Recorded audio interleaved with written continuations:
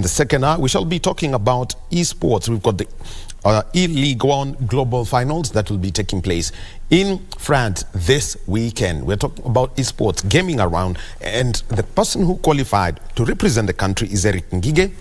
He's got a nickname that he's going to come and tell us about, because Gigi gamers, I'm sorry about your nicknames. Some of them are very scary.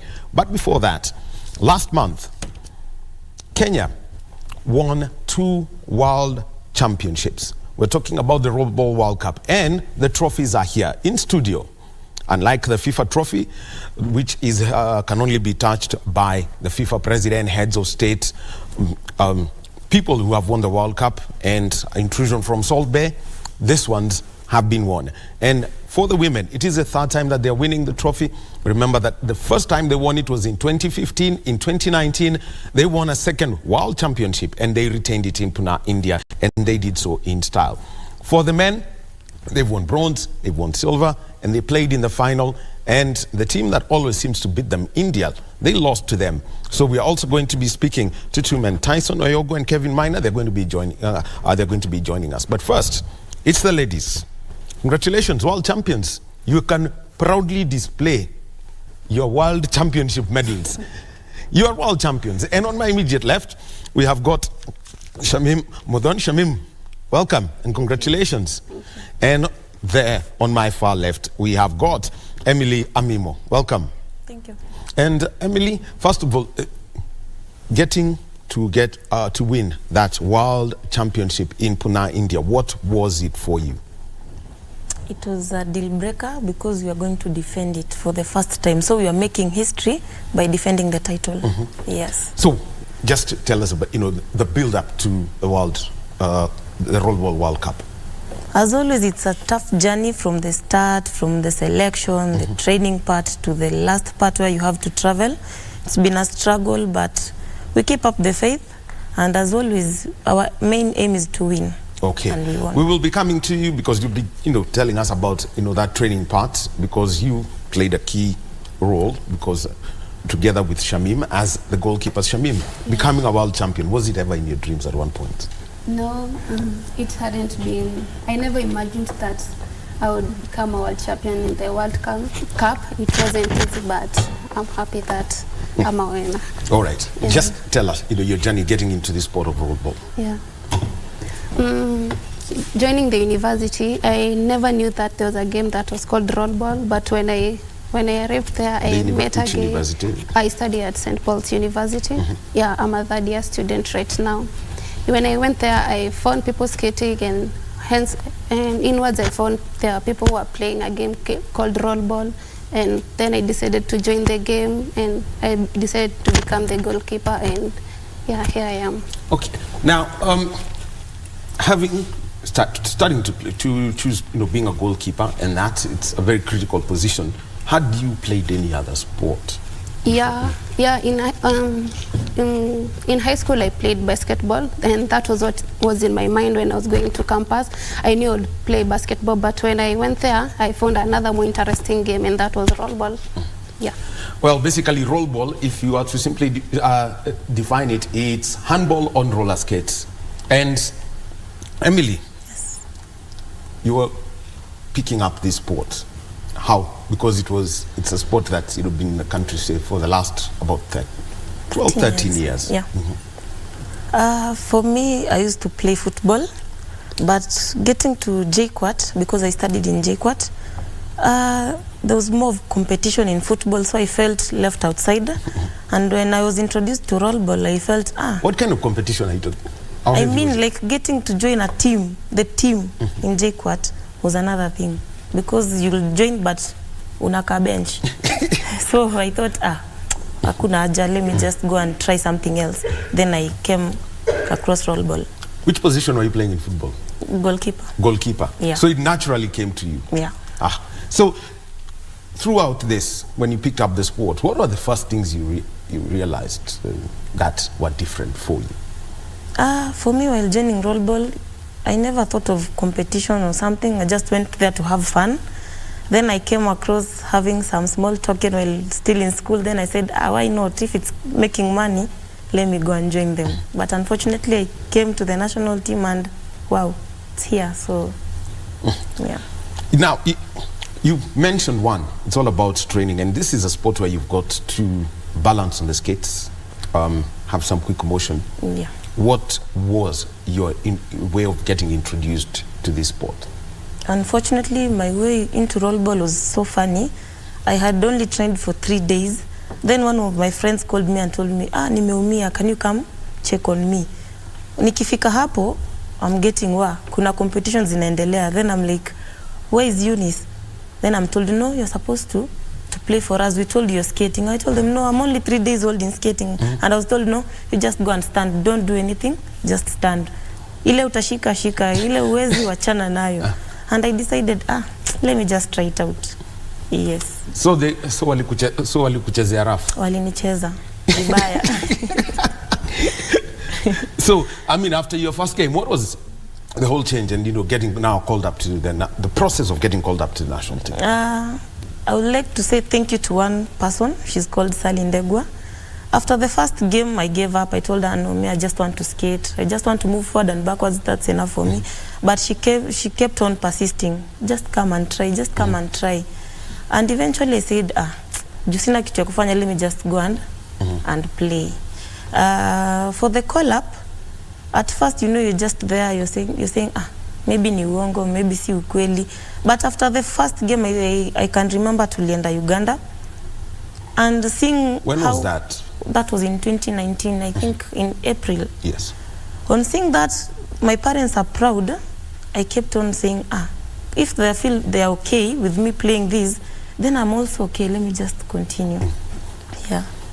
What was your experience traveling for the first time in national team colors? Wow. It's something I've always dreamed of. And especially while I was playing for Maisa. I think you know Maisa. Yes. Football I used to play. And it was very hard for guys to travel. Now, when I got the chance to travel... Hata East Africa Cup hukuenda? Sikuenda. Ai? Okay. Ilikuwa tu local championship ndo nilikuwa acheza, but when I got the first call up, I just felt so happy and I said I'm going to maintain that. Whatever it takes. Yeah, juu si rahisi. Yeah. Sawa. Shamim? Yeah. Getting used, getting to skate and learning how to hold your balance and also dive around, because your role as a goalkeeper. Interesting enough, our guests all today are all goalkeepers. Just tell us about how you grew into the game and the things that people must know. Okay, nilianza na kucheza ndani, but along the way I saw that it's so hard and there was a lot of competition kucheza ndani. So I decided, why try not goalkeeper? So the first time when tukienda kucheza Jomo Kenyatta University, nikaumia kidole. So like nikasema, no, I can't play this game. So I grew fear in me and I went for 2 semesters. I never played the game, but then I sat and decided to talk to myself and nikasema wachani nirudi game and I went back to that position, the goalkeeper. I have a personal trainer, the one who trains me. He's pia yeye ni goalkeeper pia, and he's here. He was coaching me, he was giving me side lessons. Alikuwa ananifunza hivyo kushika keeper and yeah. Now, basically, if you talking about goalkeeping, first of all, there's one piece we couldn't. Sorry, you must have your guard. Yes, handball goalkeeper, rollball goalkeeper. You must be brave enough. Just tell us the side lessons that he was giving you so that you could get the right skills. For one, you have to be physically fit. Kuwa goalkeeper pia, unafaa kuwa na balance ya skates pia, because standing hapo kwa post, you'll have to move because you're the last defender hapo kwa post. Yeah, and hapo you'll have to wear the guards, the helmet, because your ball ikipita the defense, you are the last defender. So like alikuwa ananifunza mikono, miguu, how to stretch. Yeah. Now, let's just talk about building up to this year's World Cup, the defense of the title that Kenya won in 2019. Emily, I'll start with you. The local scene, how you get competitive, and eventually the training and what Coach Abunde does, eventually when he selects your team. Yeah. So I think we have various criteria that they look at.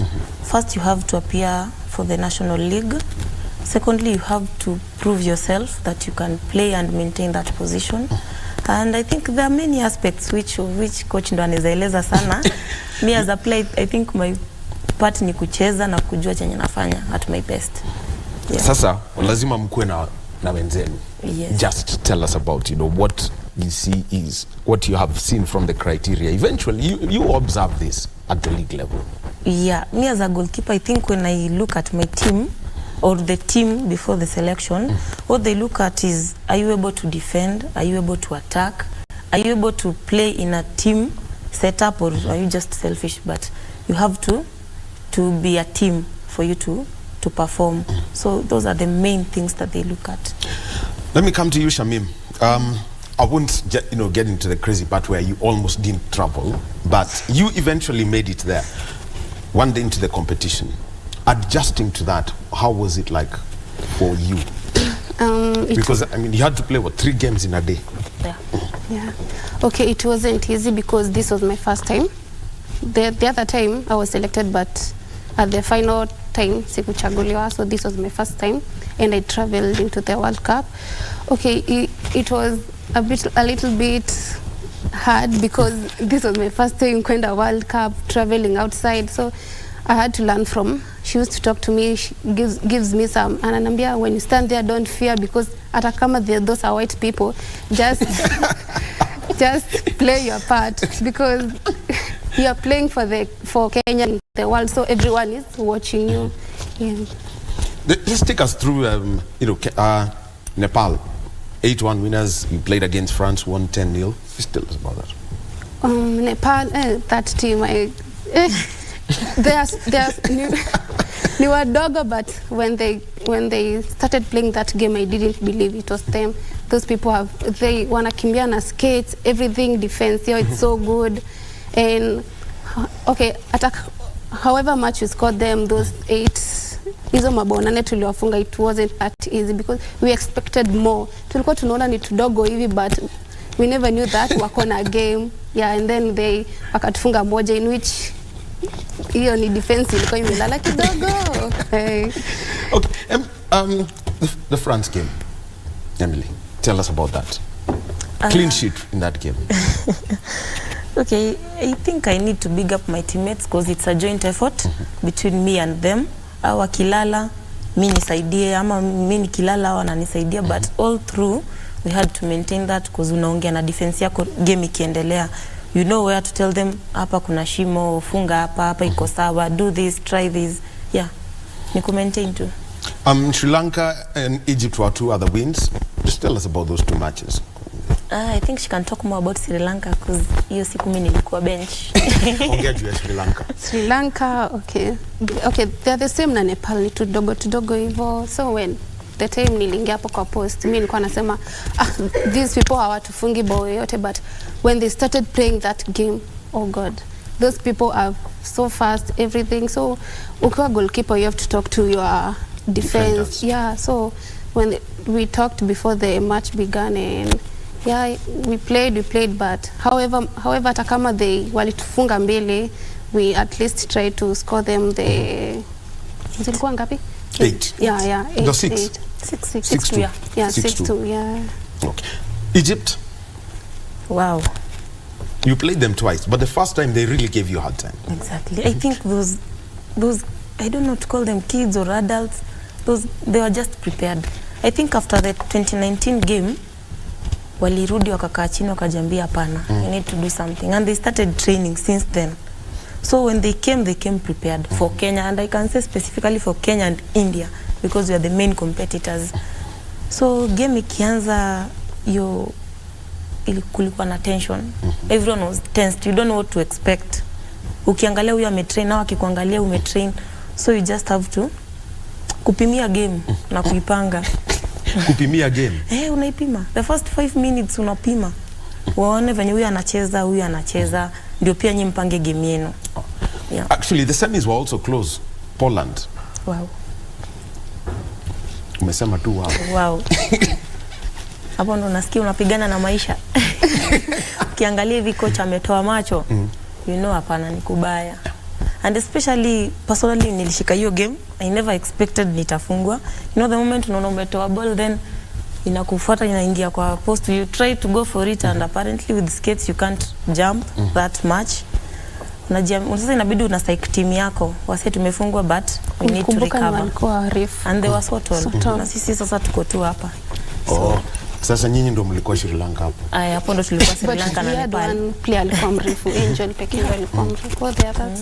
So ideally, I mean, at the end of it all, a 5-0 win over Egypt. That is what won you this trophy that is here. Yes. What changed in the final, apart from the round robin format against Egypt? Okay, me your game nilikuwa bench, but say a little bit. You observed it because there is something you saw that. Those girls, they were prepared to win that game. They wanted the cup because like the time they started playing that game, walianza na ile we have to score because the time wangetufunga bao hata moja, you know, they'll stick to that one goal, and now us wange defend your bao and us will be looking for that one goal so that we could be at least safe. But it could be at the end of it all you win it and it's a third title. And looking at it, what were the lessons learned? If I start with you, Emily. For me, I'd say it's a challenge to us. Since we've defended it for the first time, we need to do it continuously. Si ati tumepata then tuanze kuiachilia. And I'll post this a challenge to our officials. As you can see, ama ukienda social media utapata Egypt tayari wamerudi training. Na sisi bado kidogo tumelegea. So I think it's a challenge to them that as much as we've won the cup, we need to maintain the physical levels, we need to maintain everything. Do at least by the time we get to the next World Cup, we are ready, not just to take the cup, but both cups, both for the men and the ladies. Actually, defending them is the big thing. Shamin, for anyone, because already having two teams, having a team sport, you pick it up and 3-4 years into it, you're a world champion. Mkitwa mkutano na Messi mnaweza enda. That is, it's at that level. For those who would like to get into the sport, what is it that you would like to tell them? Because they are seeing the gold medals that you have and say, hata mimi pengine na ningetaka. Tell them. Okay. What I'll tell people is rollball is a very sweet game, but you know watu wengi wagopa kuskate. Unaonaga mtu anasikia sema huyu ataanguka and sort things. But I'll tell you that rollball is a very sweet game. It can take you very far. Yeah. Yes. Literally. Career-wise as waiting and distance-wise. For you, Emily, I wanted to have this. What are the opportunities for rollball players at the moment from what you have seen? What I can say, opportunities are so many. Like not just playing rollball, but out here we can be a coach, you can be a referee, you can also work as there's so many. Like kuanza kuzistate, not only in Kenya, kuna wenye wameenda Qatar kufunza skating, so you can also take that up as a career and get money. Me as a person, saa zingine tunafanya flyer distribution huku around town. I think you've seen some skaters. Yeah, you can also earn through that. Yeah, ni mtu kujituma. So there you've had it from the world champions in women's rollball, Emily Amimo, and we've got Shamim Mudhomi. So all the best, and we want to see more of these trophies coming up and the ecosystem growing. We'll be taking a short break, and when we come back, the men too won the world title. It's their first time to win it, and it was in what I would say was a very tense game. And coming on set will be Tyson Oyogo and Kevin Miner.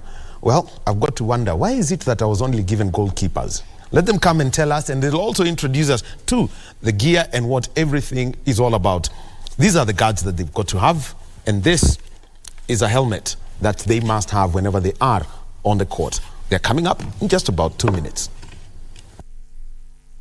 Now Willock looking to go beyond. Back for Lerma, who isn't normally a goal threat until this season. Good. And welcome back to Sports Check on this Monday morning. My name is Daniel Wahome, and we are celebrating the world champions in roll ball, the men's and women's teams from Kenya. They made history where you've got, in a team sport, 2 teams being world champions, and they came back and they're celebrating, and the trophies are here with us.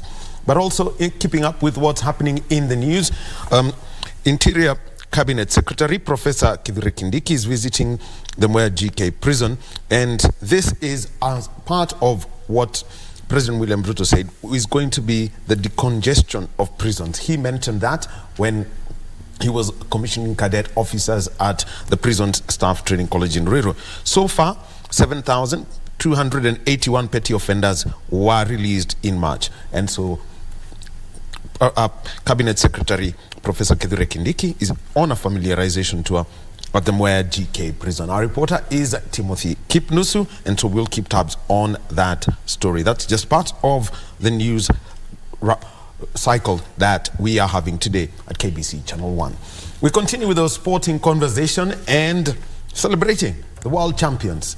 Kenyan men, they've won a bronze, they've won a silver, but here, eventually, they did win a gold medal, and they came home with the World Cup from Pune, India, at the 2023 Rollball World Cup. In studio with me, I've got Tyson Oyogo. He's on my immediate left, and on my far left, we've got Kevin Minor. Gentlemen, congratulations. Thank you. Now, I'll start with you, Oyogo. Yes. You know, getting that gold medal, what was it for you? Especially, though, after that very, very tense final. For me, it was a deal breaker because I missed it the last time. 2019. I went for it, yeah. So I guess it's as simple for me. My game has improved. I think I'm better than then. Yeah. Okay. For you, Kevin? For me, winning this title, it's something that I really wanted since the last few championships. So I wanted the last one that I'll play to bring back the title to Kenya so that we can set a pace to other players that will take after us. You are announcing your retirement on national television.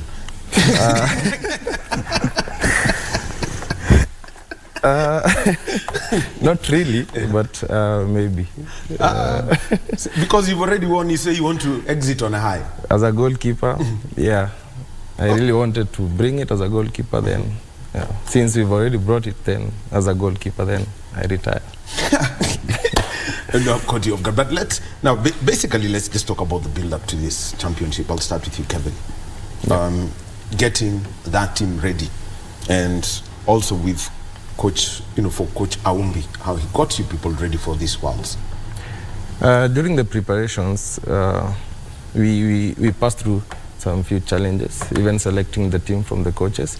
For men, the competition is a bit tight, so to get the best 12, I think the coaches had a very tough time. But it's good to give coaches such headaches. Yeah. So, but coming up with the 12 best players, I think they try to merge all aspects, speed, teamwork, because it's a team sport. Without teamwork, then they would not have won. So all those, yeah. Okay, now let me come to you, Oyogo. Eventually, you've been given the call up to the national team, yes, but you don't make the final 12. But here you are, finally. You're one of the 2 keepers who are traveling, and how did you get yourself mentally prepared for the opposition that you are going to face? Okay, for me, I knew the World Cup is coming. So I've been training since December last year. So I started then, before even call-up. So by the time hiyo call-up ilikuwa inafika, I guess I was good physically. Nilikuwa tu nangoja game. Yeah. How heavy is the competition for this position that you are playing? Because Kevin has mentioned that there's a lot of competition in the men's game. Yeah. Competition kwa goal post, I guess there is. For now, back then, ilikuanga so easy. It was an easy position. But currently, kwa mfano Kenya now, competition ya goalkeeper sahi iko top juu team for these clubs has a best goalkeeper. So from them, they'll make it to the national. You have to do something extra. Well, all right, yeah. I mean, I would have to say this. Give me your fair assessment of India's goalkeeper in the final. Because I watched this. Just give me a fair assessment of that chap. Because he's not supposed to be playing role ball. He should be playing football. Yeah. To me, I guess, yeah, he give it his best. Yeah, I can just say that. Alikuwa, he's good. All right, Kevin, you've been in a sport, for long enough, so you'd take us through everything. First of all, just tell us about this ball. How different is it from your ordinary basketball? I'd say that it's not that different, but it's a bit smaller than the basketball, and a bit also a bit light than the basketball one. But there's no that big difference with the basketball, because during our league games and our trainings we use normally the basketball, so there's not much difference. Yeah. By the way, now when you use a basketball, which is like it should maybe have some more weight, and that and a proper basketball, is full leather. How does it change handling when you go play with this at the World Cup? It doesn't change anything during the play. As long as the players know how to dribble and the grip of the ball is good, then automatically it will not be a big change during the play. Yeah. Now take us through this gear that you have there. The one that I have here, the gears, these are for the arm. So you just put them. They protect mostly the elbows. The elbows. So mostly the players or goalkeepers you fall will be able to protect the elbows. And the big ones that you have there, they are for the knee. Yeah, the knee. And the helmet, it's always the head. So when players are shooting, they use all their strength.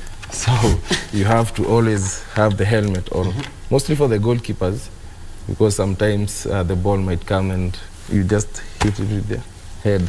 So, and also the players, they can fall and all that. So you have to have helmets and the protective guards all the time during the play. I'm trying to think of this, but looking at the weight of that ball and the kind of force that is used whenever players are trying to score, do you have protective gear for the chest? Some players do have, mostly the goalkeeper, some have, but for us, during the championship, we didn't have, but we've worked, we've done a lot of physical, so even when the ball hits your body, you're still fine. You can just block it and, yeah, so. And we get through that. Basically now, Tyson, yes. Let's start with the preliminary phase. Just tell us about your opponents at the preliminary phase and what you found out from them. What I can say, of course, when a team qualifies to a national, for example, for a national task, it is good. So our opponents, they face it rough because we were angry. We left the country when we were angry. So, whoever we are meeting, because of leaving a day late. Actually, just a day. Two. Yeah. So we were not just going to play and come back. We were just going to make them feel our pain. Yeah, I can say that. Okay, take us through the matches in Pool B. Let's start. Pool B. First. Oh. Pool B, it wasn't that competitive, but I can say the Argentina. Team Litukazia. We didn't face a tough match in the pool stage until tulifika around quarters. Then the matches zikaanza kushika. So at the quarterfinal phase there you did win, but you played against Latvia. First of all, Egypt, beating them. Just tell us about Egypt and where they fall, where you'd rate them now, currently. For the Egyptians, I think the Egyptians, they are good. Comparing to how they were last time, there's quite some improvement with their game, but not compared to us, because mostly when you see, they were not shooting so much. It's only like one person I think the captain or the big guy is only the one who was shooting all the time. So their skating skills, they are good, but now the finishing, the shooting part of it, they are not. So that's the only problem that they had. And for us, we had like all the aspects together. We have the speed, and we have guys who are shooting. Everyone is trying to shoot. You know, with much of shooting, you get the scores. Yes. But when you just depend on one person to shoot, and he's not, then you will not get the scores. So that's the only problem that the Egyptians had, and we took advantage of it. Yeah. Then the semi-finals, you have, against Latvia, 14-1. Tyson, tuambie. Yes. This with Latvia, hawako wanakimbia. As in, they are good skaters, but and then speed they have it. But ukiwakimbiza for long, wanachoka. So we used that to our advantage.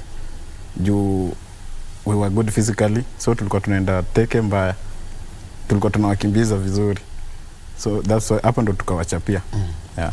So Kevin, yep. just tell us about how, because that has kept coming in from Shamim, from Emily. Tyson is also, talking about it. Just take us through your endurance regime. The training, yes, part of it. Actually, I would thank the coach, the men's coach, Coach Aumbi. He really tried during the trainings to make sure that we have the best physical training ever. I think I've been in mostly a couple of other trainings, but the physical part of it was superb from the coach. And that is what helped the team to be able to persevere all aspects during the play. Because some other teams, they went early, so they had time to relax. And for us, we actually reached at the venue where the ladies were supposed to start their game 5 minutes. So we are just reaching at the venue, and then the ladies change. You only have 5 minutes. So if we didn't have that physical endurance and all that, we would have lost automatically. But we went through a lot of physical training. The coach was really good on that, and that is what helped the team actually. Yeah. Just describe that training, because you must be fit enough to play 3 matches a day, but also you must also have that balance because you're on skates. Yeah. And like handball, where it's all about that. Just take us through that. So during the trainings, what the coach used to do, we used to have like a session, a full session of physical training, that is running, like 45 minutes running, push-ups, so all other aspects, just to make the body strong. Then after that, now we would go to another session of ball work with skates. So people would now start doing their exercise with skates, if it's sprinting, dribbling with skates, running around with skates, and all that's good. Keepers, then we would go on our side to do our own drills also with skates. So that's what helped the team. Yeah. Now, Tyson, just take me through a goalkeeper's proper training regime. And also the mental one, because you also have got to coordinate your defense. Yeah. Because it's, the moment they get to your D area, it is now up to you. Okay. The goalkeeper, this time, we were sorted. I thank Coach Aumbi for that, because he was having a private session with us for goalkeepers only. When others are doing ball work, we used to have tennis balls. So you skate with them while juggling them. So wow, interesting. Yeah. How many tennis balls? We were doing up to 3. Just juggling them on skates. So that, I guess, improved our visibility for the bigger ball. Kuiona haraka. Hand-eye coordination. Yeah. When in motion. Yeah, so here you prepare actually visibility na mentally fit. And then physicals, we were just doing it with the other team, with the other members kwa team. So we were good. And then hapo kwa defense, alikuwa natufunza hadi hizo how to position yourself kwa post, arrangement, kupanga D, your players. So we were just good. I guess I had to take all through what was needed there. So okay, so how do you position yourself? I want you to imagine that you have a goal post here. Yes. And your opponents have moved to your left. To my left. Yes. How do you position yourself? I mean, you can use your arms to show the motion and where you're supposed to be. So, position a post, if I can just demonstrate like a Yes. post. So, when ball moves to the left, you move with it like a kasemisako on your back. Unachora hiyo post na kasemisako hivi towards the ball. So, with your hands up. So, always tulikuanga tu post unashinda tu hivi. Ikirudi side ingine, you just swing a small semicircle to the ball. Giving in mind hii post yenye umeweka hapa, una rise kidogo mbele ndo ikave. Coordinating your defense? My defense. So for example, in case opponent ana break, amekuja fast break. So mi kama mfano that time hiyo student mingi zinapatanga hakuna defense, mostly goalkeeper unaweza kuwa na player mmoja. So in my case kama wamekuja wawili, I will send you to one, then mwingine ngangane na yeye. Mostly nitakusend kwa ule mwenye ana mpira, ule mwenye amefika tu ametulia na ngoja apewe, ashoot. Huyo ndo nitakutuma kwake asipewe. So huyu mwenye amekuja mimi nitangana naye. I don't know kama yeye anafikiria hivyo. Mimi naona ngaibe ikiwa rahisi. Huyu mwenye ameshafika amejipanga, kwangu anakuanga threat sana kuliko ule mwenye anakuja juu namuona. So ukiniachia huyo mimi nita Yeah. You'll be able to manage that. Yeah. How do you coordinate your defense, Kevin? For me, I always talk to the players a lot so that they can, I'll try and defend. So that's how you see, like for the last game that we played with India, yes, I was the goalkeeper and the Indians were really shooting at the middle. So I told them they have to have a very concrete block defense at the middle. Then on the sides, I'll be there. So they don't have to like open a lot. So they tried to be on the middle side of the D. The D, yeah. Yeah. Then for me, I tried to block on the sides. Now, yeah, let's talk about that final. 4-2 up, yeah, then suddenly they score 2 goals. Just how did that happen? Before then, you went and then there was suddenly a change and 3 goals and that was a game. That game was a bit tough from the onset. But we had like watched the Indian players play. But you know, some players do change depending on the opponent that you're playing with. So the Indians are very good at skates and also shooting. But for us, for our game or for the play that we had, it was a bit calm game, and everyone, all the players that started, everyone was shooting and everyone was fast, and they were also the best in terms of defense. So we also gave the Indians a hard time because they were only shooting from the middle. Yeah. So once we blocked at the middle, they had a very hard time to shoot. But if you can see the scores that the Indian had, mostly they came also when the defense laps are a bit from the middle side, but not from the sides. And our team, we didn't lose focus, we didn't lose morale, even when we were 3-2 and then they scored the 4th one. Yeah, we had a team talk and everyone was like, this is our time. We have to win this. So guys, we are not losing morale. And everyone was, yeah, we have to win. So when we scored the 5th goal, everyone was like, yeah, now this is our time. The 6th and the 7th, then you said, okay, thanks to God. Yeah. Already now, you've set the bar high. How are you going to keep this? Tyson, will start with you. I guess we'll just remain focused on training and our physicals to do, the ladies team is done. We'll just do the same to keep up now your pace to maintain. Yeah. Kevin, now because you announced you know, you made an announcement here. Yeah. But looking forward, what is it that you would tell those who are playing in the local league, having played up there at the World Cup, become a world champion? Yeah. What is it that you tell them? Because from the matches that I watched, the world at times, we get somewhere as Kenya, we get very comfortable, and it hits a plateau phase. And the whole world catches up with us, and we start blame games, but yet we're not moving. Yeah, and challenge the players and also the Roll Ball Federation itself because we've already set now a bar to other players that are coming after us, or others that will continue also. People have to train now much harder than we used to, because we are defending. We have to defend the cup. And also the Indians and the Egyptians and the other teams, they'll now train also hard to be now the world champion. So if the federation can make sure that we have that block of national team players, and also add more players to have regular trainings, so that the climax of the training that we had will not go down.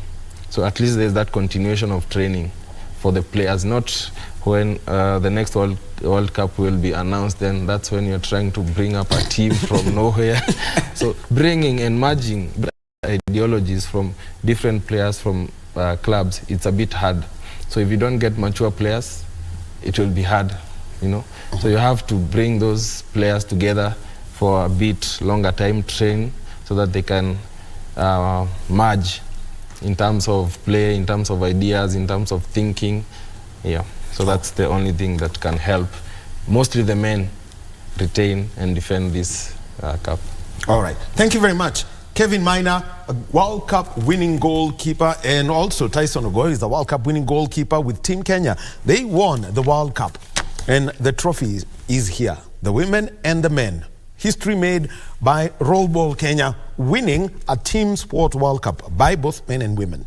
At the moment, we knew that the Malkia strikers were up there, Shujaa up there.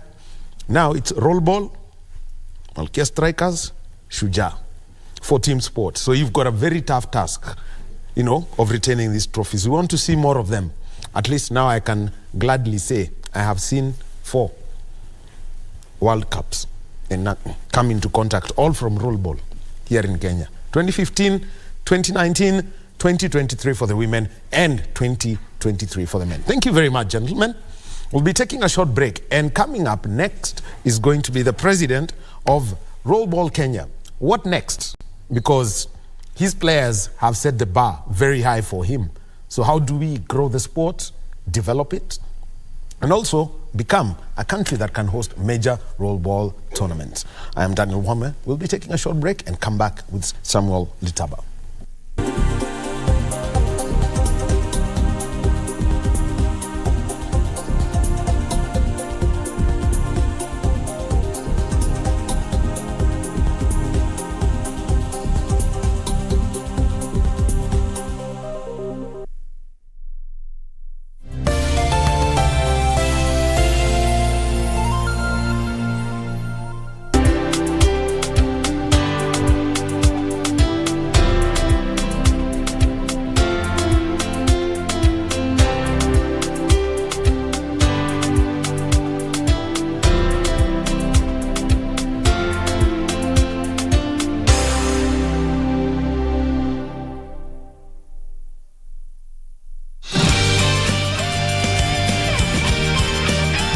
In about a year. Huh? But it's such a long time. It's my request. You see, Harvey respects what I want to do, and I want to use this year to focus my attention on work and to see if I have any talent at all for writing fairy tales. After that, we'll get married. 1 year's too long. Harvey's so handsome. Aren't you scared some other girl will steal him? Impossible. Actually, I knew that he planned this, but he told me not to tell you. He wanted to give you a surprise. That's why I kept it from you. Good luck, my little flower. Remember, wherever you go now, make sure to blossom beautifully, because you're immortals, little flowers. Welcome to Take on Tech. This is the show that keeps you updated on everything you need to know about technology. First of all, the women that are already in tech should be empowered. I've actually studied electrical and electronics engineering, telecommunications option. So basically I'm in the tech sector. The government should empower the girl child in a way that they should venture so much into ICT. There's never a dull moment with us. Tune in every Monday from 10:30 p.m. only on KBC Channel 1.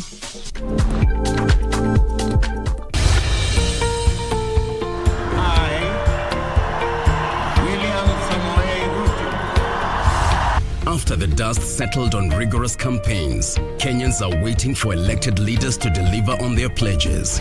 Have you used the hustler fund? When your children sleep hungry, when you can borrow 500 or 1,000 shillings and they have some food on the table. So the 500 you're giving me now is my purchasing power has literally been diminished comparing to probably even January or December. But how have the leaders performed so far? In terms of the amount of money that is being disbursed, the minimum being 500 shillings, how do you scorecard that? No, that I'll give it a 2 out of 5. 2 out of 5. 1 out of 5. I'll still give it 5 out of 5. Every week, we bring you an honest assessment of the national and county governments. What is the impact of the Hustlers Fund? There are people who borrow praying they don't have to pay back. For example, they pray that they don't dies. The Scorecard. Every Tuesday at 10 p.m. on KBC Channel 1. Every Monday evening, we take you back where the action happened live. We'll let you know what you missed, even if you were present. And our goal is to continue supporting our own. From the latest celebrity buzz, fashion, music, and all manner of youth talents, the Grapevine cameras rove to bring you the latest in the enormous entertainment scene. Watch Grapevine every Monday at 10 p.m. and the rerun on Tuesday at 2 p.m. only on KBC Channel 1, baby. Engage us on Facebook and Twitter, #Grapevine on KBC. Let us know what is happening in your area code, because you know what they say, if you did not see it on Grapevine, then it most probably never happened. Bah! Ain't nobody gotta tell you what you gotta do. Hello, Nyango. How did you know I'm in Canada? Wewe haja yako ni kufua. Sara utaniongeleza hivyo. Unataka kunichapa? Kuja. Wewe, sijui kama ni ndoto ama ni usingizi na kusumbua, unaona uniletea hasira zako. Nimekukosea wapi?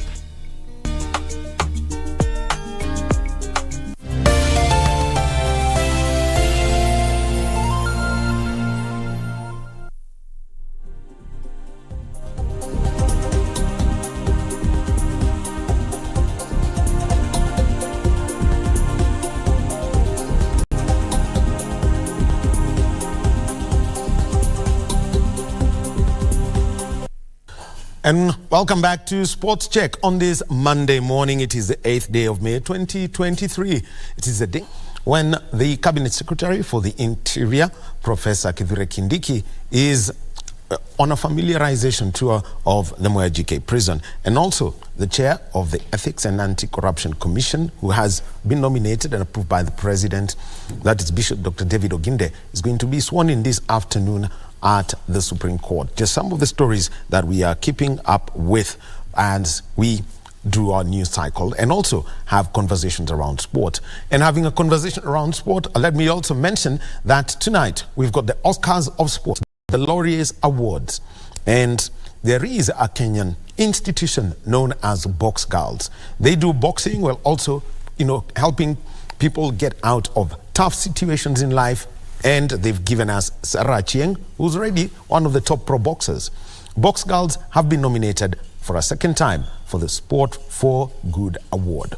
Could we see them win this time round? We shall find out later tonight. And they could join the list of Eliud Kipchoge, moving the goalposts, and Mathare Youth Sports Association as Kenyans who have won that coveted Laureates Award. That's part of the news items that we will be keeping up with today, amongst other things.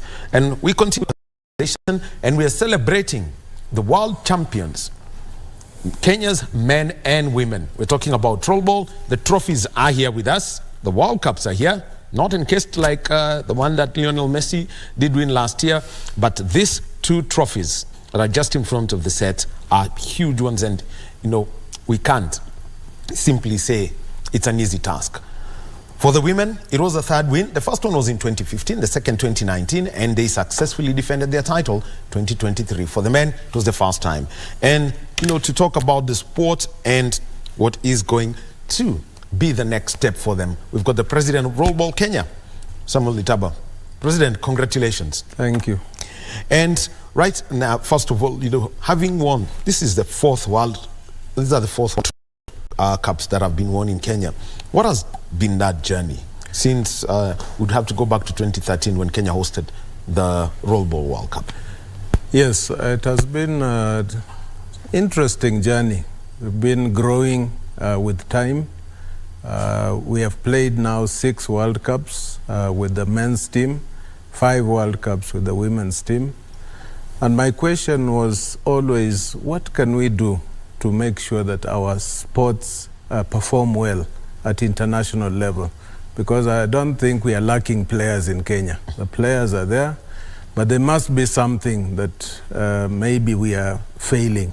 And I think to some extent the selection of the national team is critical, and then proper preparation for the national team. I think with the years we have been improving. We started off for men, we were position 8, then position 4 2 times, position 3, position 2, and finally position 1. For the women, we started off as position 2, went to position 3, then came back to position 1, and finally we have defended the position 1. So I think working together as we make rollball like a family. In fact, if someone goes and gets married, they get a child, they'll still come back to rollball. You'll find them coming with the child. Even the rollball family takes care of that child during that time. Some of them have even come back to play. Yes. Now, just taking a look at, getting the sport, introduced and getting the right gear, because I would simply say when going to play, for example, the World Cup, they'll even check the quality of this. They'll take a look at your kit, they'll take a look at your helmet, they'll take a look at these guards that are here. Just tell us how, getting to have the right kit all through these years. Okay, so when it's the national team and we're representing the country, the government normally steps in to help. Like this time, they bought us a kit they got skates and the helmet and the guards for the World Cup. But for the regular games, each team takes care of their own need for the safety gear. But for us, we insist on the safety gear so that, because if you fall and you injure yourself, chances are you are going to leave the sport. But when you're safe, then chances are you'll continue playing the sport, you'll enjoy the game. So when we have our leagues, we have annual leagues every year, we have our people, the referees insisting on the gears. So most of the universities, especially the university teams, are able to cater for the gears, and the other clubs, people buy their own gear to use. Yes. All right. This is Samuel Litaba, is the president of Rollball Kenya, and these are our sign language interpreter is Lucy Mwaura. Now, let's now talk about keeping the players active, and this is through the local league. Just give us a breakdown of how this works, where people are, and making sure that there's the continuous assessment of the quality of play that is there.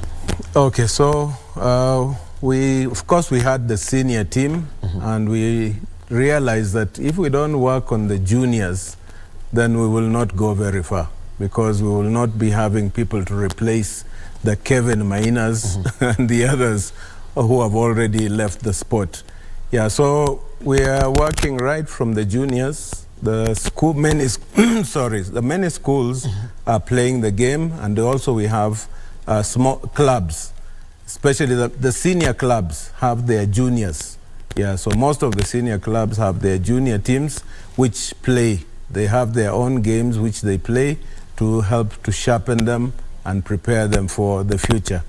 Then we have the seniors who have the league which they play, the national league, which is played, and it's played all over Kenya. Most of the games, of course, are in Nairobi, but we go to Meru, we go to Maseno, we go to Mombasa to play at the different clubs that are there. Yeah, so apart from that, we have the university teams. And each region, the university has 6 regions. So each of the regions has their teams, and they play their own league within their region. Like Central is very strong, Nairobi, of course, Kiambu, those are the strongest, but now also Western has joined, and Mombasa, we have TUM, Pwani, and TTU. So they are also playing. So they play locally within the universities, then they also play with the national team, and all this helps to prepare the players for the competitions that are coming, that is at an international level. East Africa, Africa, and World Cup.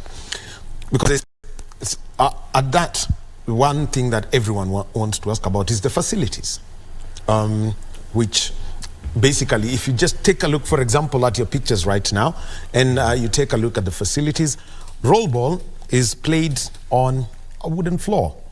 If we were to look for the number of wooden floors in this country, we would have very few places to go to. You'd think of Moi International Sports Center, Kasarani. You'd be thinking of the Nazarene University. That would be another place where there is a wooden floor.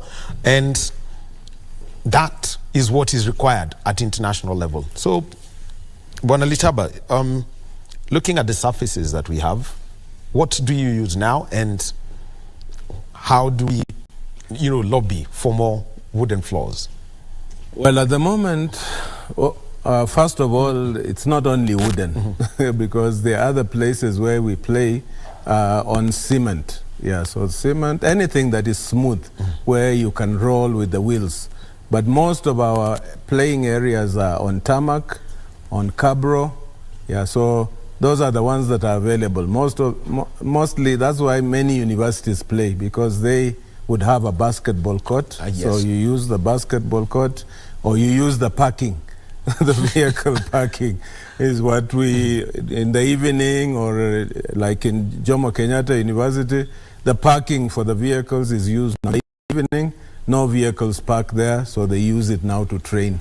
Yeah, so venues to train are actually limited, as you say, but we are lobbying with the government to get us space at Kasarani, so that also they can support us to put up 2 roll ball indoor courts, which are specific for roll ball, but of course can be used for other activities as well. Actually, can be used for what? Handball would be one? Yes, because the size of the field for roll ball is the same as the size of the field for handball.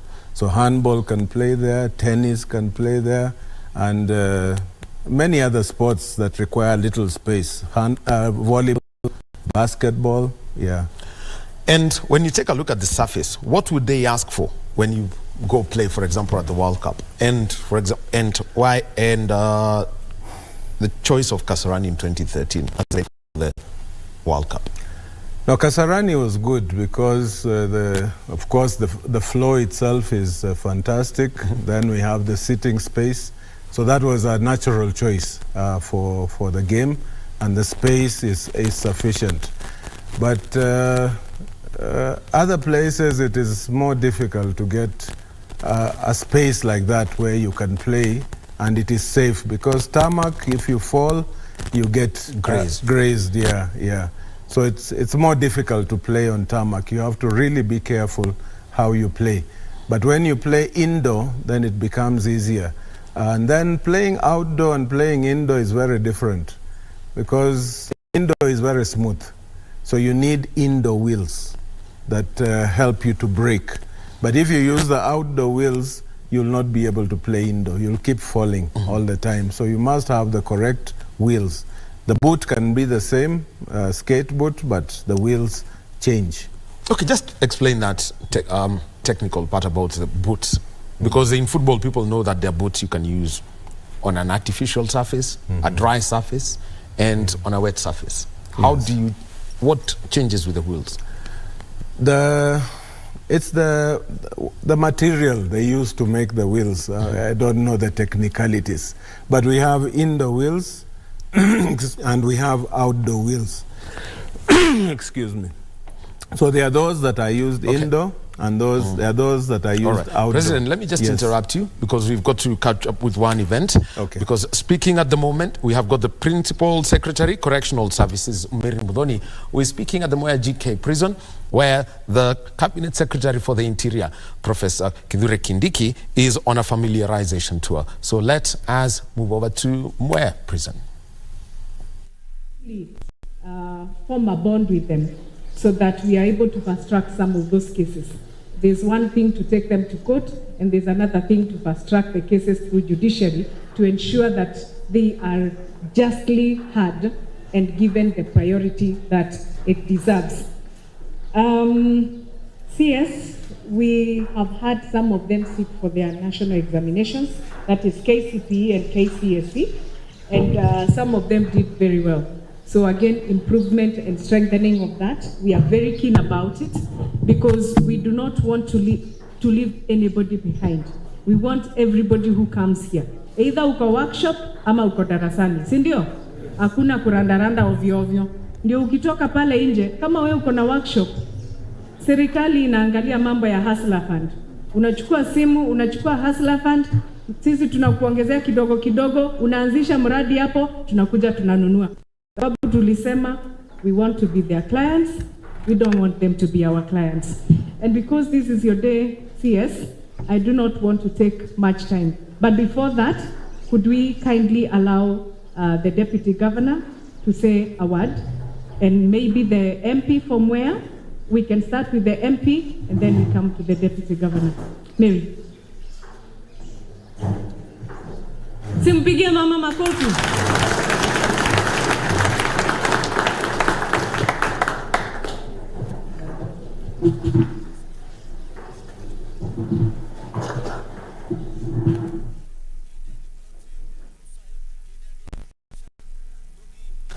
That is the Principal Secretary, Correctional Services, Mary Mudhoni, speaking at the Mwea GK prison, and we shall be going back there when Cabinet Secretary Professor Kithure Kindiki will be addressing them.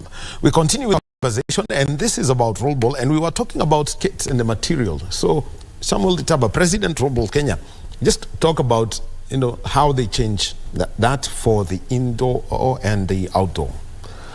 Okay, so the skate has wheels, and it also has a bearing on it.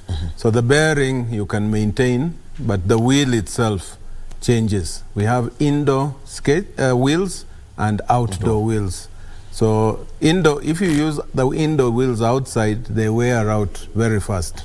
In fact, most of our players, when they use them, only one session and they'll be gone. Yeah, because the material that is used helps them to break when they are playing indoor. Yeah, but if they use the outdoor ones indoor, they cannot break. Yeah, so I'm not sure exactly what is inside the wheel, the material itself. Maybe that's my homework. Okay. Well, not much to worry about, but also let us now see what is the way now to develop coaches, match officials, people who can work within the rollball ecosystem, because it's not just the players who are being developed. How do you grow our technical level? Okay, maybe even just at the World Cup. If you do not have your referees at the World Cup, you will not win the World Cup, full stop. So we made sure that we had our referees. One referee on this side was Kenyan and the other one was Indian. Yeah, so because most of the referees are Indian. So if you don't go with your referees, you're finished. Yeah, so why would you insist on that? Kenyans love complaining about referees. True, but instead of complaining, we have taken action. We make sure that our people are there on the ground, so that it makes it easier and the cheating reduces. At least it's at a level where you can fight. But if you have no referee there, then you're in trouble, because there are some calls that are 50-50. So a referee can decide to go whichever way they want. Yeah, so, but when you have your people on the ground, at least even when there are plans, they know, and they'll tell you in advance that be careful about this. Yeah. Very interesting about that. And that's from the referees. Technical support for the coaches. Yeah. How is that working? Yeah, so every year we have a training for coaches and referees, and we prepare the people who are going to coach the various teams and the people who are going to referee our league. Yeah, so we have trained referees all over the country who are taking care of the games. When they require more support, we send also from Nairobi, and they go to help them to run the games in the other parts of the country. Given this, we all know that, for example, FIFA, we know, is a money bags institution, and they do support. I mean, in a World Cup here, they do increase their support to member associations. What the Global Federation now are doing towards supporting nations, Kenya, from an emerging nation to world champions now? What are they doing for that? And the continent? Well, the world body is still, they're still crying about financial support. They get some support, but it's not enough to trickle down to the nations.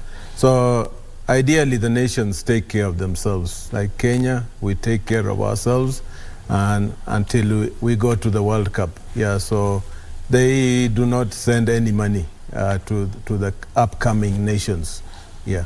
Wow, quite an interesting thing, because we all, I mean, at this level, something should be happening. Now, for those who would like to be a part of Roll Ball and come join the family, which you've spoken about, what's the way to do it? The easiest place, for example, where if someone is in Nairobi can go and start their Roll Ball career. Well, the home of Roll Ball is Kenyatta University. That's what we call the home of Roll Ball. But Jomo Kenyatta is almost taking over. They have a very strong team. But we also have people at the park in town where the skaters are. So if they go there, they'll be given directions on how to get to us. But we are also on Facebook. We are on Instagram, Kenya Roll Ball Federation on Instagram, and also Kenya Roll Ball Federation on Facebook. So it is possible to get in touch, and then we will connect you to the nearest club, or if you want to support the players, the teams, we can also connect you to the teams so that you can be able to help them out. Yes. All right. Thank you very much. Samuel Letaba is president of Roll Ball Kenya, and Roll Ball Kenya have given us two teams that are world champions, and the World Cups are here with us in studio, the men's and the women's. Congratulations to you, and on to higher levels. Thank you, but we would also like to meet the president of Kenya. Okay. One of these days to present these trophies. Oh yes, they need to be presented. Yes. Let him first come back from the Netherlands and Israel. Okay. At least someone has had that. Right. Thank you very much, President Letaba. Okay. And now we move over to where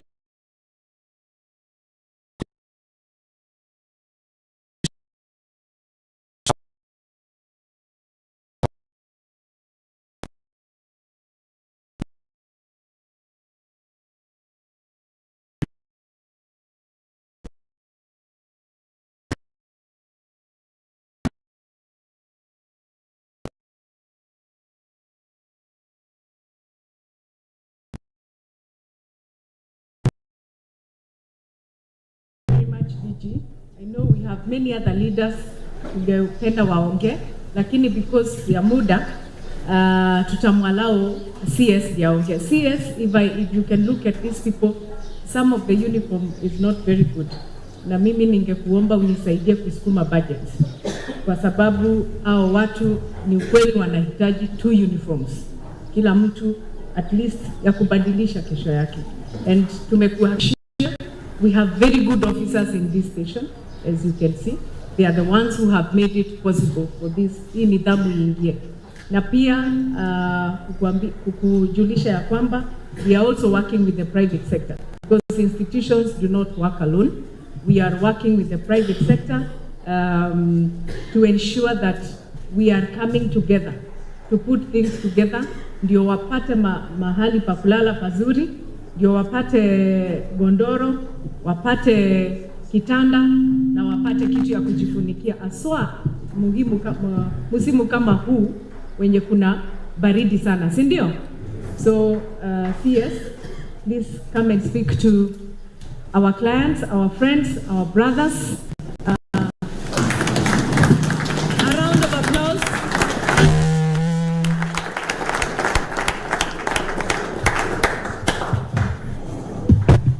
Naomba tuketi.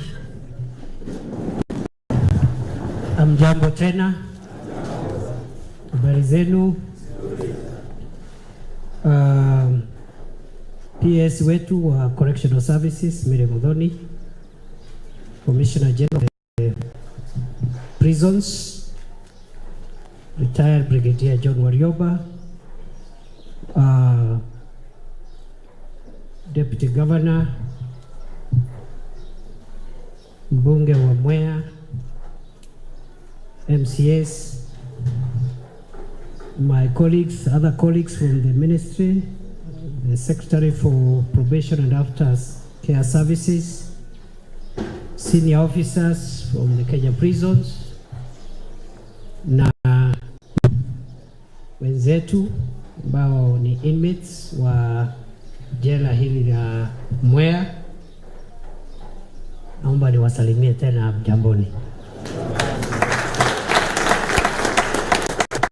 Nimefurahi kufika hapa siku ya leo, na niko hapa kwa niaba ya serikali ya Kenya,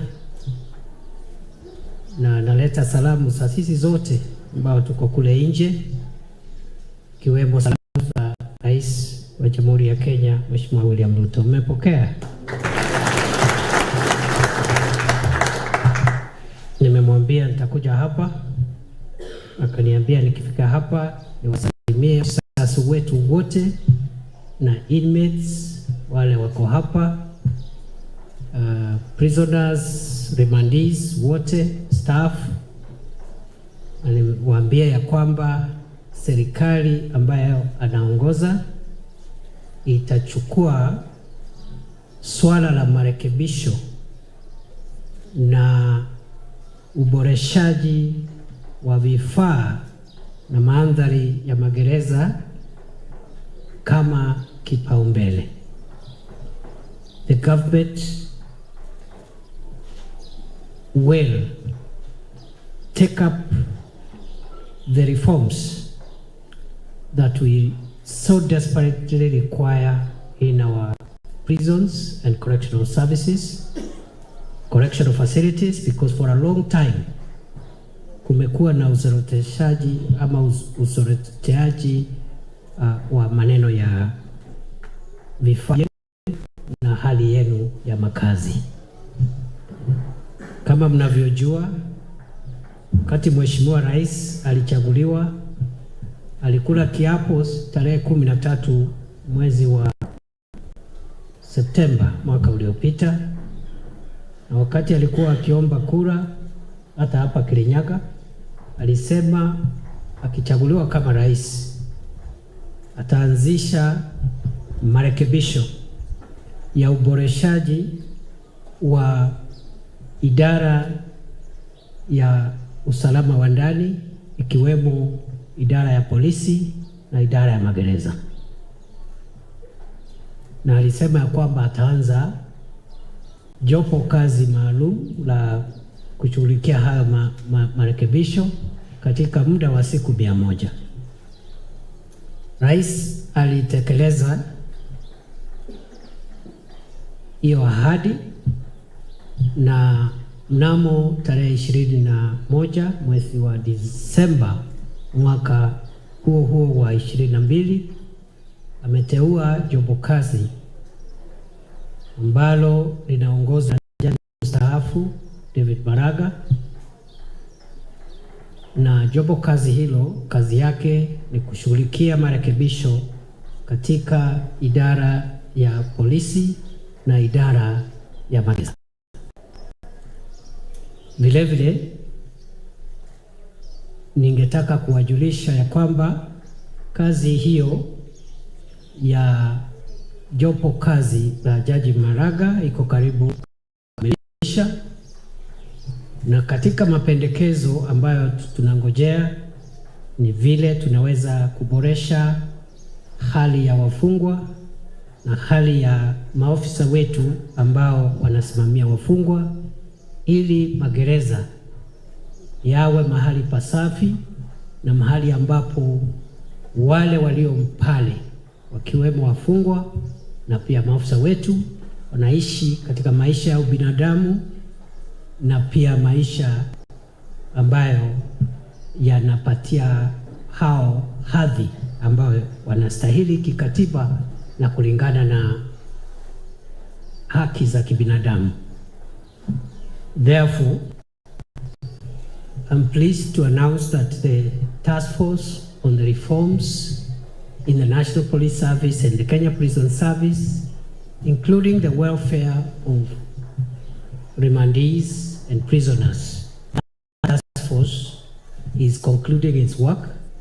It will be submitting its recommendations to the President later this month. And I am sure we will pick on those recommendations and implement all of them to make sure that both our officers in the Kenya Prison Service, those of us who are remandees or prisoners, have better facilities and live in a better environment, to ensure that our correctional services help us to rehabilitate offenders and also to keep them in good shape, in readiness for integration with the rest of the society. Vile vile nimekuja hapa kujiangalilia hali ilivyo hapa, hata kama tunangojea mambo ya kazi ambayo nimesema linakamilisha kazi yake na ripoti yake. Nimeona ya kwamba kuna mahitaji makubwa ya vifaa hapa. Nataka nishukuru katibu wangu wa magereza Mary, na vile vile kamishna mkuu wa magereza Brigedia Warioba, kwa sababu wamejitahidi vilivyo kuhakikisha kuna mambo ambayo tunaweza kufanya hata kama tunangojea maneno ya ripoti ya jopo kazi, ili kuhakikisha kwamba maslahi yenu ni maslahi bora.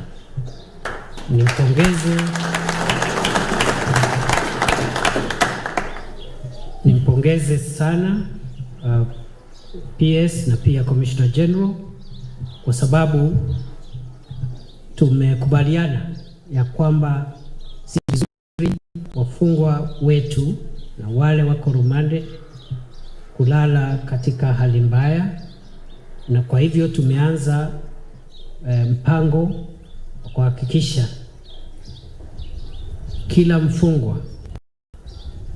mfungwa katika taifa letu la Kenya lazima awe na kitanda na awe na mattress yake.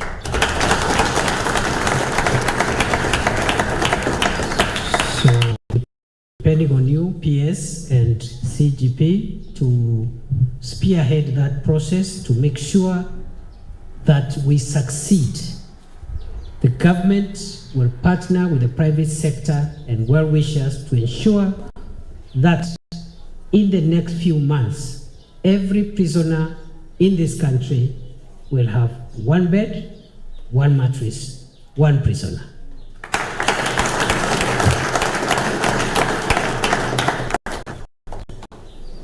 Vile vile mkiwa hapa mmejifunza na mnafunzwa mambo mengi, kurekebisha tabia na kujifundisha utaalamu ambao mtatumia siku ile mtatoka hapa gerezani. Lakini niona vifaa vyenu vya kujifunza taaluma, vifaa viko chini kidogo. The workshop is in very bad shape, to say the least. And for that reason, I want to announce that we will be providing Moya Prison and other prisons across the country with modern workshop equipment to the tune of 1 billion shillings to make sure that our prisons becomes a place for rehabilitation, empowerment, and preparation of our people who are in prison for reintegration to become useful members of society when they are out of prison. Kwa hivyo tutawapatia vifaa. Nimeona hapa ndio ile vitu ilipotea kabisa, haipatikani, kumbe ilibaki hapa prison. Sijui square, sijui rada, sijui nini, mambo ile ya Vasco da Gama nimeikuta hapa kwa prison. Sikuwa najua. Well, I've got to say that the Cabinet Secretary for Interior, Professor Kithure Kindiki, has cracked me up. You know, simply saying that the tools that are used in prisons at the workshops date from the days of Vasco da Gama, talking about the jack planes, the saws, and probably even the lathing machines, the chisels, the mattocks. Well, he's speaking at the Mwea GK prison, where he's on a familiarization tour. Key things coming up. One is the decongestion of prisons, because over about 7,300 inmates have been released, and these are mainly those who are offenders. And there is, in addition to, you know, the equipment, which he says that there is going to be refurbishment of the equipment, he has also spoken about changing the way prisoners live, which means that every inmate in the country at any correctional facility will have their own bed and mattress.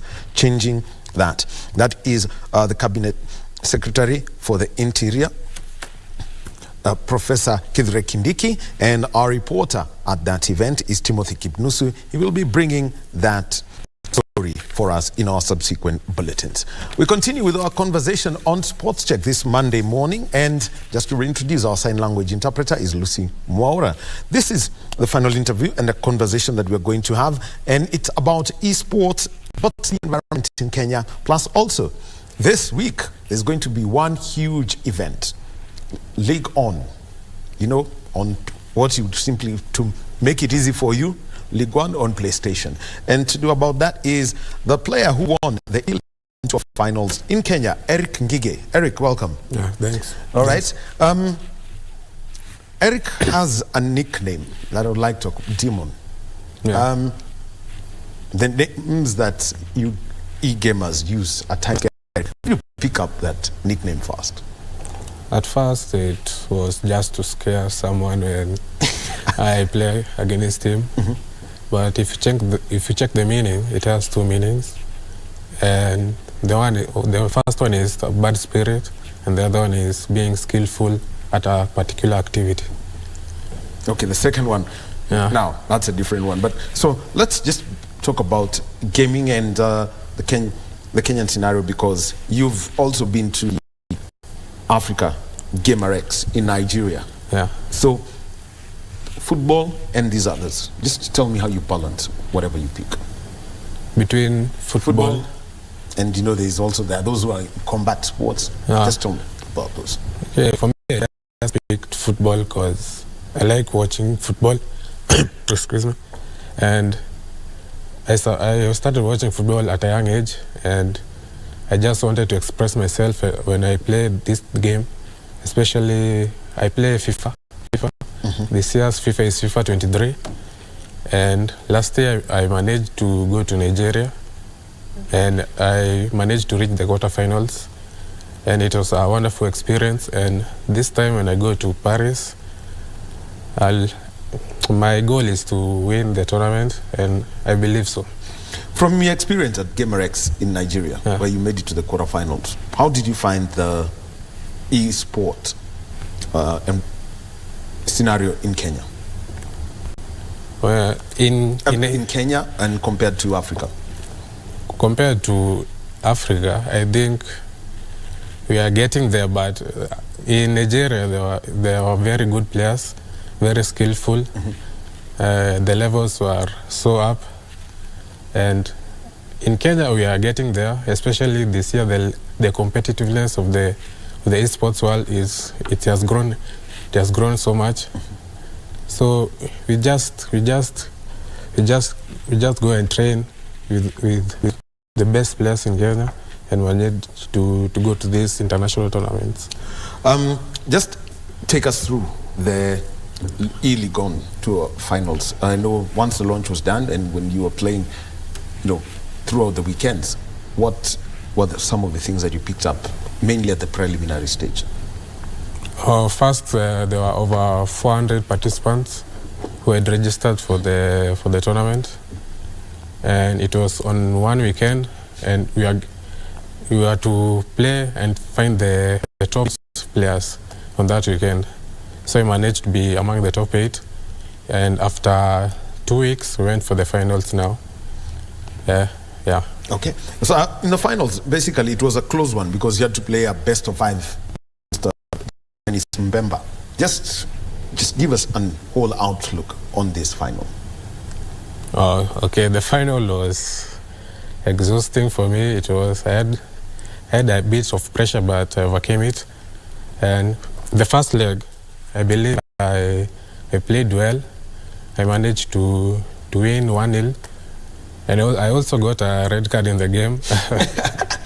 Well, okay, we'll be coming to the matters about the red card now. And I managed to win 1-0. Second leg, I won 2-1. And yes, that's why we won. It was a best of 3 games. Yeah. So now, putting out this, you could just explain how you got a red card in that encounter. Okay, it was a last match challenge, so I had to tackle him. He got a penalty and I saved it. Yeah. Let's now talk about some of the opportunities. I know there was prize money at the Nairobi events, but just what are the opportunities in esports that people should be looking out for, knowing very well that esports is somewhere between 8 and 10 billion shillings in the entire ecosystem a year. Yeah, okay. Esports, if you are not a gamer, there's a lot of opportunities there. You can be a manager, you can be an organizer of tournaments, you can bring food to the participants, you can be the referees. Okay, there's a lot of opportunities there, and I just urge people to support this because it's really growing in the world, a very fast growing market. Yeah. Okay. Tell us about referees in esports, because ideally, if I'm playing a FIFA game, I believe that the laws are inbuilt. Just tell us how. Okay, the referee in person is the one who organizes, manage the games, and organizes the players to face each other, and gives them the draw, the controllers, check if the game is running well, and make sure that everything is just okay. So let's now come in for gamers. What are the opportunities? Because there are those who are professional and there are those who do it for recreational purposes. Just tell us the possibilities. If you do it for recreation, you can even stream it and people will just watch. You can even earn from it just by building your brand.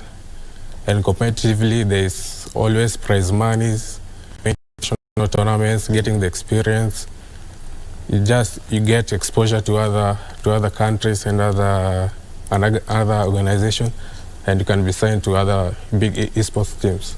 Okay, just tell us how you as an amateur, how you can monetize whatever you stream, because I know there are restrictions on what you can put up and what you can put up. Okay, streaming I think it's easy. You just need to know how to talk, streaming. You must engage the audience and also be aware of how you you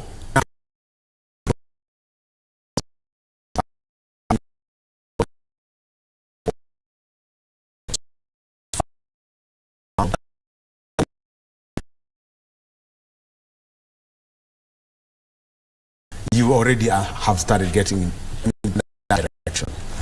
Okay, I think there's a lot of opportunities because you can be signed to you can be signed to another big organization.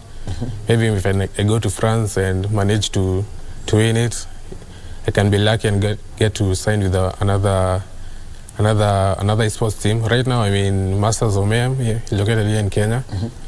Yeah, and also you can get small sponsors, even here in Kenya. They can sponsor you and manage to build your brand. So far, when you went through this League One, E-League One competition in Kenya, and you take a look at probably what those others in the world would be talking about, just tell me what the clear differences are between the gamers out there and here for this E-League One. Okay, for the gamers out there, I think they take it more seriously. I think it's like a career. You play like the whole day, almost the whole day or half a day, just building your skills, because out there it's very competitive. Here in Kenya, people play casually mainly. There are many gaming dens here outside. You can go and play. Even in Kenya, there are challenges like the machines are very expensive, you see. So people go and play in gaming dens. If you compare to other people who have the consoles and play almost the whole day, you see there's a difference. E-gamers who have made it their professional career, how do you see this industry growing? I see the industry growing very well, because like this E-League One, I had 400 participants. That's a big market, very big market. And also there were opportunities. Even the ambassador of France was there. It was a very nice experience.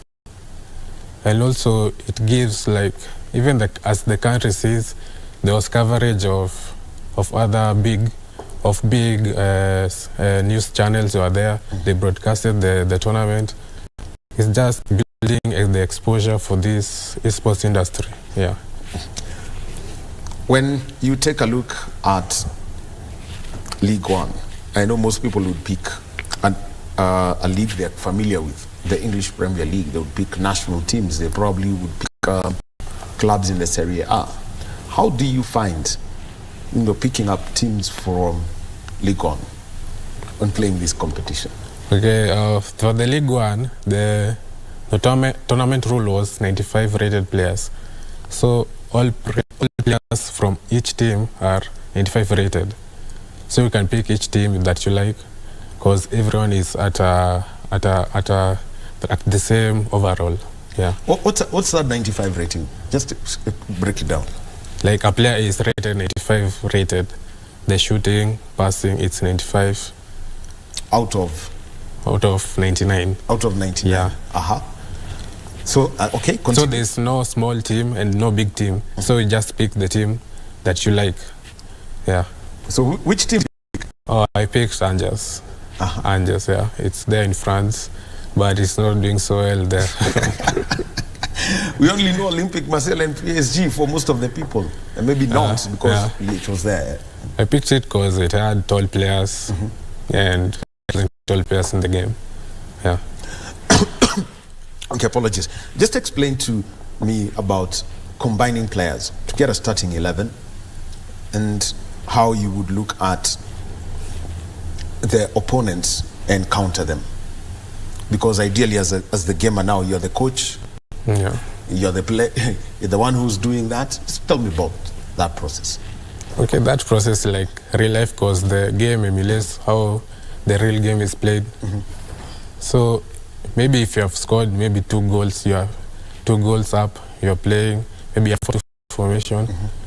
You switch to a 5-4-1 formation and defend until the game ends. Or there are tactics there. You can press, you can play a balanced game, you can drop back and defend. So you just play the game that you like. Yeah. Which was the team that you would not want to play against if given a chance? I'd say PSG, because it has very good players who are very, very, very good. If they get the chance, they score. Experiences that you really would like to have in France when you go for the global finals of the E-League One championship? Okay, first, my goal is to go there and win. Yeah, and also experience the French culture, as we are being taken to some of the games to see. It will be a next experience. Yeah. So, which are the matches that you'll be going to watch? Just one. We are going to watch PSG and Lorient. Lorient, and another game was Lens. Yeah. Well, looks like you'll just be around the capital, not far from that. Yeah. So, and also, besides the cultural experience, what more would you like to enjoy? Maybe the food, how people know, maybe the language a bit. Yeah, meet the big stars player. Yeah. And meet the other gamers, the best gamers from different countries, experience that, come back here and teach my fellow gamers. Okay. Yeah. Thank you very much. Eric Ngige, his nickname is Dubon, and he says it's at skill level of what? Not what you think, but basically a great skill level. Thank you very much. We wish you all the best and safe journeys as you travel 3 days from now. E-League on Global Finals is going to be in France over the weekend. Thank you for being with us over the past 2 hours as we celebrated the world champions from Kenya, the rollball men's and women's teams, and also speaking to Eric about esports. Well, time for us to leave and hand you over to Nancy Okokware on Kurunzi Mashinani, and after that, the interview program Tamrini. My name is Daniel Wahome. Our sign language interpreter this hour has been Lucy Mwaura. Have a good day.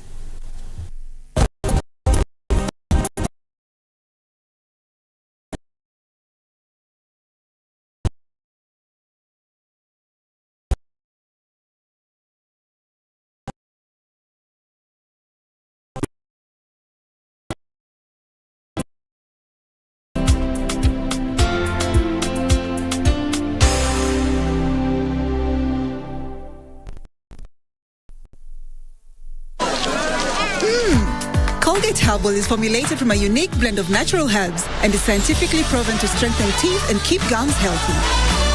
Try Colgate Herbal, scientifically proven for strong teeth and healthy gums.